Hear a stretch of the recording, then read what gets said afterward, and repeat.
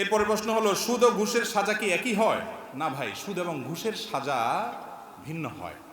তবে এটা ঠিক, দুইটাই কাবিরা গুনাহ এবং দুইটাই মিনাল মুহলিকাত, ধ্বংসাত্মক অপরাধ, মহাপাপ, কবিরা গুনাহ। এর মধ্যে বিশেষ করে ঘুষের ব্যাপারে নবী করিম সাল্লাল্লাহু আলাইহি ওয়াসাল্লামের স্পষ্ট হাদিস আছে যে লানাল্লাহুর রাশি ওয়াল মুরতাশি, আল্লাহ তাআলা ঘুষ গ্রহীতা ঘুষ দাতা উভয়ের প্রতি লানত বর্ষণ করেন এবং ঘুষ গ্রহীতা ঘুষ দাতা উভয় জাহান্নামে যাবে, কবিরা গুনাহ। এসব কথা ঠিক আছে, কিন্তু ঘুষ গ্রহীতা ঘুষ দাতার যে পাপের শাস্তি হবে সেটার বিবরণ এতটা স্পষ্ট করে উল্লেখ হয় না যতটা সুদের গ্রহীতার ব্যাপারে, সুদের দাতার ব্যাপারে আসছে হাদিস। এবং ঘুষের ব্যাপারটা লম্বা চড়া কথা বলার সময় নয়, শুধু এটুকু বলি, যে ব্যক্তি জুলুমের শিকার হয়ে ঘুষ দিয়েছে, তার ন্যায্য অধিকার আদায় হচ্ছে না, এছাড়া তার এই ঘুষ দেওয়ার কারণে তার গুনাহ হবে না, কিন্তু ঘুষ গ্রহীতা সর্বাবস্থা কি হবে? অপরাধী হবে। আমরা অনেক মানুষ আছি অবৈধ সুবিধা পাওয়ার জন্য নিজেরা সাইদা ঘুষ দেই। ঘুষ যে খায় ওই বেচারা চাওয়াও লাগে না, তার আগে আমরা সাইদা দেই, কারণ 5 দিনের কাজ একদিনে করাইতে চাই। এই রোগটা আমাদের মধ্যে আছে না নেই? এগুলো সব হালাল না হারাম? স্পষ্ট হারাম, কিন্তু আমরা অনেকে করি, নামাজ কালাম পড়েও করি, বুঝি না যেটা পাপ করছি। সুদের অপরাধটা ঘুষের চাইতে এত বেশি যে সুদের মধ্যে আল্লাহ রাব্বুল আলামিন এত অকল্যাণ রেখেছেন। 10টা শাস্তির কথা কোরআন হাদিসে উল্লেখ আসছে, 10টা, এবং এত ডেঞ্জারাস যে কোরআনে কারিমে আল্লাহ রাব্বুল আলামিন বারবার ঘুরে ঘুরে সুদের কথা বলছেন। কোন পাপের কারণে আল্লাহ তাআলা যুদ্ধের ঘোষণার কথা বলেন নাই, কিন্তু এই পাপটা এমন যে এটার করলে তার সঙ্গে আল্লাহ তাআলা যুদ্ধের জন্য প্রস্তুতির ঘোষণা দিয়ে রাখার কথা বলেছেন। হাদিসে আসছে নবী সাল্লাল্লাহু আলাইহি ওয়াসাল্লাম বলেছেন, কিয়ামতের দিন ঘুষ আপনার সুদখোর এবং সুদদাতাকে আল্লাহ তাআলা, সুদের কারবারিকে বলবেন যে দুনিয়াতে ঘোষণা দেওয়া ছিল তোমার সাথে যুদ্ধের, প্রস্তুত হও এখন লড়াইয়ের জন্য। বুঝেন কি অবস্থা হবে। দ্বিতীয়ত, মালউন, এই সুদের কারবারকারী আল্লাহর পক্ষ থেকে অভিশপ্ত, আল্লাহর গজব নাজিল হয়। তৃতীয়ত, সুদের কারবারকারী ইহুদিদের সাথে সাদৃশ্য গ্রহণকারী। চতুর্থত, সুদের কারবারকারী জাহিলি যুগের মানুষের কালচারের ধারক, বাহক, হাদিসে স্পষ্ট এসেছে। 5 নম্বর, যে ব্যক্তি সুদের কারবার করবে, সুদখোর, সুদের মহাজন, সুদের ব্যবসার সাথে জড়িত, নবী সাল্লাল্লাহু আলাইহি সাল্লামকে আল্লাহ তাআলা দেখিয়েছেন যে তাকে আখিরাতে পরকালে বিচার হবে, তারপরে শাস্তি তো পরের কথা, বারজাখী জীবনে মৃত্যু হওয়ার সঙ্গে সঙ্গে রক্তের নহরে আল্লাহ তাআলা তাকে হাবুডুবু খাওয়াবেন, তার রূহকে, এবং শাস্তি হতে থাকবে। 6 নম্বর হলো, অন্য কোন পাপিষ্ঠকে আল্লাহ তাআলা কিয়ামতের ময়দানে এত অপমানজনক ভাবে উঠাবেন না যতটা সুদখোরকে উঠাবেন। সে পাগলের মতো, কান্নাহু ইয়াতাখাব্বাতুহু শাইতানু মিনাল মাস, জিনে ধরা রোগীর মতো, পাগলের মতো সে উদ্ভট আচরণ করতে থাকবে, এটা তার শাস্তি। আর 7 নম্বর হলো, ইয়ামহাকুল্লাহুর রিবা, আল্লাহ তাআলা ধ্বংস করবেন সুদকে, সুদের খোরকে, সুদের কারবারিকে। আল্লাহর ধ্বংসটা বোঝা যায় না ভাই। আপনারা বলবেন কই, সুদের মহাজনটা তো খুব ভালোই আছে, এক এক ব্যাংকের মালিক, হাজার হাজার লাখ লাখ কোটি, কি গাড়ি বাড়ি। আপনারা বলতেছেন আল্লাহ ধ্বংস করবেন, ধ্বংসতে আমরা গরিবরা হচ্ছে, এরা তো ভালোই আছে। আল্লাহর ধ্বংস সবসময় বোঝা যায় না ভাই। ভেতর দিয়া ত্রাস হয়ে যায়, উপর দিয়ে আপনি দেখেন প্লাস্টার সিমেন্ট। কথা বুঝেন নাই? এই স্বাদের চোটেই তো এক একজন আত্মহত্যার মেশিন আবিষ্কার করে ওটার ভিতরে ঢুকে।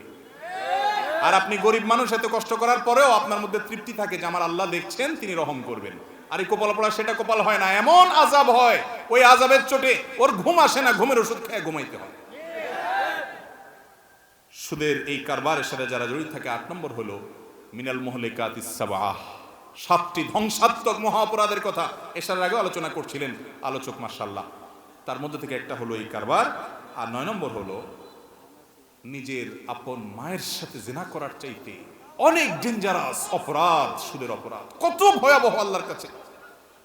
এবং 10 নম্বর হলো দুনিয়াতে নগদ শাস্তির কথা আমরা বলেছি।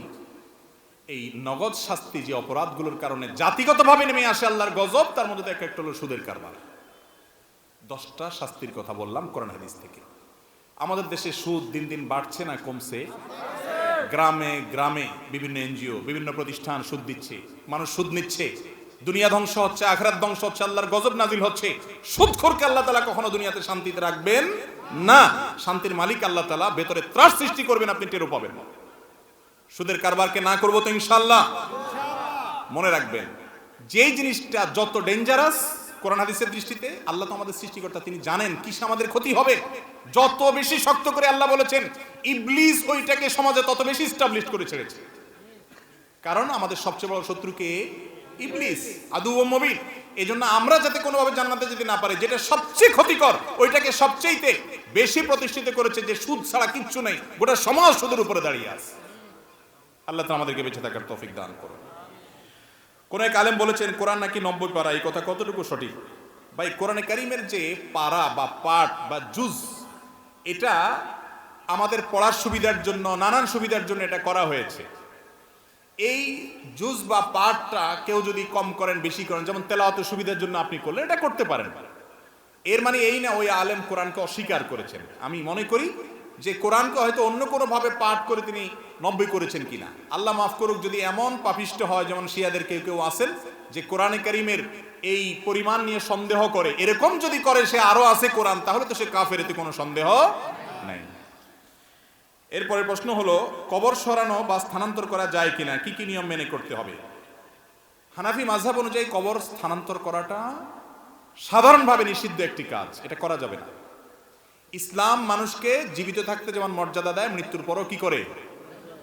একজন মানুষের শরীর মৃত্যুর পরে অপমান হয়, এরকম কোন কাজ করা কি ইসলাম হারাম করেছে? মুসলাকে নবী সাল্লাল্লাহু আলাইহি ওয়াসাল্লাম হারাম করেছেন। এজন্য যুদ্ধক্ষেত্রে শত্রুকে পর্যন্ত হত্যা হলে তার লাশ পর্যন্ত কাটাকাটি করা, কাটাছেড়া করা, কান কাটা, হাত কাটা, নাক কাটা, জেদের বশবর্তী, এগুলোকে হারাম করেছে ইসলাম। কারণ মানবতার অপমান, মানুষের শরীর নিয়ে অপমানজনক কোনো কাজ করা ইসলাম অনুমোদন দেয় না। যদি শরীরকে কোনো কাজে মৃত্যুর পরে কাটাছেড়া করা বাধ্যতামূলক হয়, নিরুপায় হয়, সেটা ভিন্ন কথা, এক্সেপশন। নরমালি এটা জায়েজ নাই। এই জন্য মৃত ব্যক্তির লাশ কবর থেকে তামাশার জন্য মনে চাইলে উঠে না জানি, এটা জায়েজ নাই।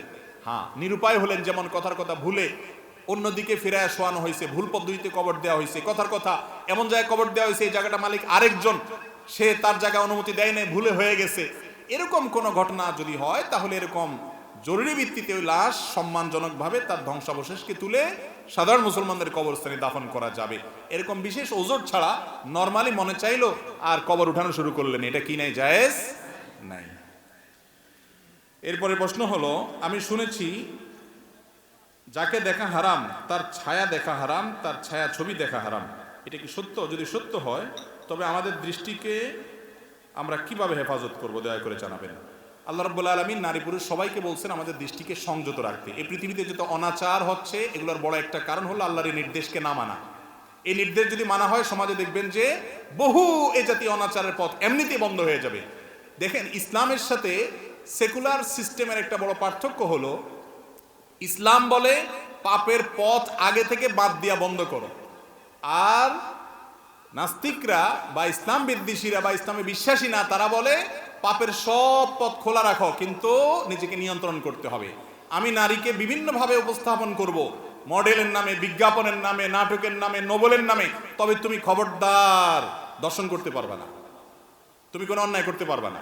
শুধু দেখবা, তুমি নিজে প্ররোচিত হবা, কিন্তু নিজেকে নিয়ন্ত্রণ করো। এটা একটা হাস্যকর মেথড। এই মেথডে পৃথিবীতে কখনো শান্তি আসে নাই, আসতে পারে না। পৃথিবীর সবচেয়ে সভ্য সমাজ যাদেরকে দাবি করা হয়, সে সমস্ত ইউরোপ আমেরিকাতে কয়েক সেকেন্ডের জন্য বিদ্যুৎ চলে গেলে লিফটে যে পরিমাণ নারী নির্যাতিত হয়, কর্মস্থলে যে পরিমাণ নারী ধর্ষিত হয়, তার রেশিও যে কোনো মুসলমান দেশের চাইতে অনেক ভয়াবহ। অথচ তারা সবচেয়ে সভ্য, সবচেয়ে ভদ্র, সবচেয়ে মডার্ন। কোন মডার্নগিরি কাজে আসে না আল্লাহর সিস্টেমের বাইরে গিয়ে। এই জন্য আল্লাহ বলেছেন, ওয়ালা তাকরাবুজ জিনা। জেনা ডাইরেক্ট হয় না, আগে থেকে কাছে যেও না, বাদ দাও, চোখকে নিয়ন্ত্রণ করো, এমনি তুমি বাঁচতে পারবা। আর দেখবা তখন মনে জেনা হবে, বাস্তব জেনা হবে, নিজেকে রক্ষা করতে পারবা না। এই জন্য যদি কেউ ভালো থাকতে চান, চোখের হেফাজত করতে হবে, বদনজর থেকে বাঁচাতে হবে, তাহলে ইনশাআল্লাহ আপনি বাঁচতে পারবেন, এছাড়া কোনো উপায় নাই। আর প্রশ্ন যেটি লিখেছেন, মূল প্রশ্নটা ঠিক আছে, যাকে আপনি ডাইরেক্ট দেখতে পারবেন না, তার ছবিও দেখবেন না, তাকে টিভিতেও দেখবেন না, কোথাও দেখবেন না। আর যাকে আপনি ডাইরেক্ট দেখতে পারেন, তাকে সব জায়গায় কি করতে পারেন? দেখতে পারেন, তার ছবিও দেখতে পারেন, ভিডিও দেখতে পারেন।